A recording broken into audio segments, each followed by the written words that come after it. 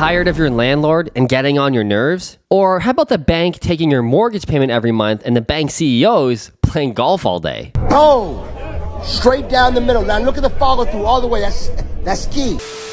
And with these crazy high interest rates making housing so unaffordable, you may feel fucked whether you own or rent. So in this video, I'm gonna give you a breakdown from someone who was really broke and then owned 150 properties with none of his own money. Oh, and the subject for this video, by the way, is me. I'm that guy. So screw the status quo, forget about how hard it is in today's economy. I'm gonna expose the real secrets just as easily as I did, because straight up, I barely graduated high school. I am not that smart of a dude, but I figured it out. So in this video, I'm not just gonna tell you how you can rent a home or just pay for a mortgage. I'm gonna tell you how you can start to become an owner. Now with that being said, let's get into it. First and foremost, your home is technically not an asset. Now you're gonna hear stuff like this from Robert Kiyosaki, from Rich Dad Poor Dad, Grant Cardone, big investors. They love to harp on this message that your primary home is not an asset. In fact, it's a liability. Now this throws everybody into a tiffy. Can't believe I just said the word tiffy. But it's a sensitive talking point because everybody wants to own their home and be proud of their home. And when you call it a liability and how it's actually costing you money, in the world of financing, that's exactly what it is. See, an asset is something that pays you money, ideally, every single month in the form of cash flow. A liability is something that costs you money, i.e. your mortgage payment, your property taxes, your utilities, the repairs you got to make because you own the house. Those things add up. It's a liability for sure in the technical terms of financing. Now, you and I both know that owning a home over time is how most people make a lot of their money. In fact, most people treat their house as a retirement fund. That's how good real estate is in North America. It's people's sole retirement pension. But like I said, technically on a month-to-month basis, in the short term, your house costs you money. Now, what you want to focus on is cash flow. Cash flow is truly king. I mean, we know that for a fact, and we've heard it for so many times, but right now in a weird real estate market where we're going through a recession and things are tight, a lot of investors who owned a lot of real estate, a lot of rental properties that barely cash flowed when interest rates were they were, because they were saying,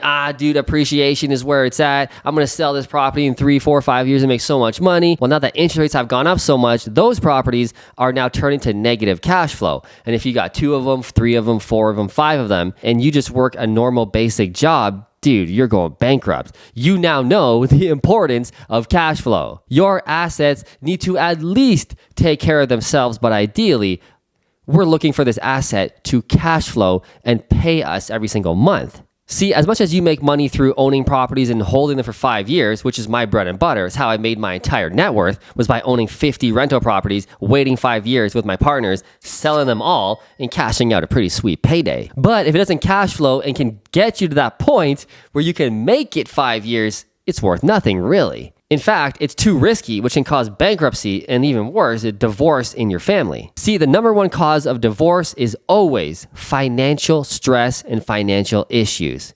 And let's be real, let's cut the shit. It usually stems from the man not making enough money, feeling like a bag of shit about his life, eating Doritos, getting a beer belly, and the wife says, see you later. I mean, let's just get real for a second. That's what's going on. I didn't make the rules. It's evolution. It's hardwired in the reptilian brain. That's what's going on, dude, and you know it. That's why I always harp on the importance of making money, of becoming wealthy, of the man leading the family. Now, I ain't some right-wing Ben Shapiro nut, but let's call it what it is, okay? Let's look at our ancestry. That's what it is. Men are to lead the family and provide. That's all I'm going to say about that.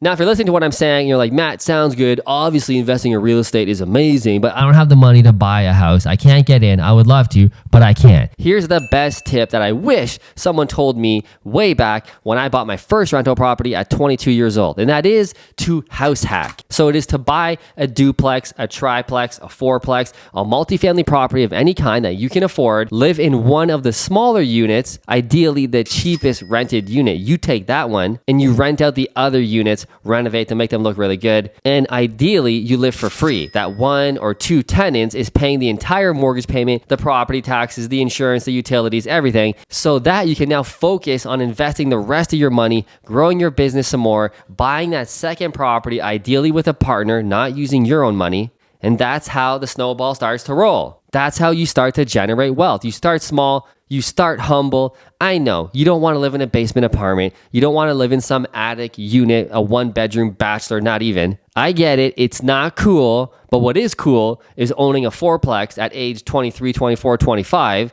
living for free. And by the time you're 30, you own 4 properties because you started building your business. By the time you're 35, you own 15 properties. Yo, that's baller. And that's how it fucking works. Now, if you're liking what I'm saying, check out my pinned comment below where I give you my free courses to help you accelerate your growth faster. On that pinned comment, I'm gonna give you my free course, Unlimited Cash Lite, where I teach you how to make videos to attract partners into your business, which is the best way to grow your business. And I also give you my free course on how to invest in the US as a Canadian citizen, because let's be real, buying rental properties in Canada is pretty much impossible at this point. Nothing cash flows. And there's also a link to my Insiders Club where we meet every single month on Zoom, where you can ask me any questions you want about your business, about your life, about your finances, and you're also surrounded, most importantly, by like-minded people who are thinking the same. Because if you're watching this video, I guarantee you're hanging around a bunch of losers. Not losers in the sense that they're worthless, financial losers, and it is holding you back. You don't understand,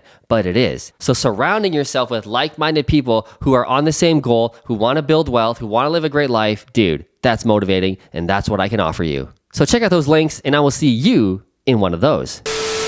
Now, if you're currently renting, you're like, Matt, there's just no way I can buy a rental property. It all sounds good. I get it. I understand, but I just can't do it. Here's what you might want to do then is rent here in Canada, rent where you live where you work, etc. But maybe you invest in real estate somewhere else where it's cheaper, which is exactly what I do at this point. After buying 150 properties, 50 rental properties, 100 flips on top of that, we no longer invest in long-term real estate in Canada. We now go down to the US and invest with our partners down there because real estate is cheaper, the cash flow is much more, and let's be real, the economy is 10 times better than it is here. So maybe that's what you got to do is rent where you live, but you start buying properties in Florida, in Texas, in Tennessee, and Georgia. Cheaper states where the laws are also way better as a landlord. You have way more control over your property and taxes are zero. Well, state tax in some of these states is zero. Still got to pay the IRS. But you get what I'm saying. There's always options. I'm sick of people saying, there's no way I can do it. It's impossible. I'm just going to live in fucking northern Alberta and just freeze and die.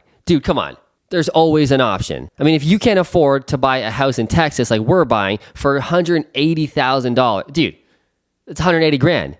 How can you not afford to put a mortgage on that and buy that? All the money needed to buy is like $100K USD. I mean, if you're working a decent job and you're somewhat frugal and care about your finances, over time, over 5-6 years of you hustling and working, you should be able to buy at least that one property. I mean, come on. And if you're not, you gotta check out that pinned comment below and get my free USA course so you can learn how to invest in the US as a Canadian citizen. It is so easy and it will change your life if you start doing it now.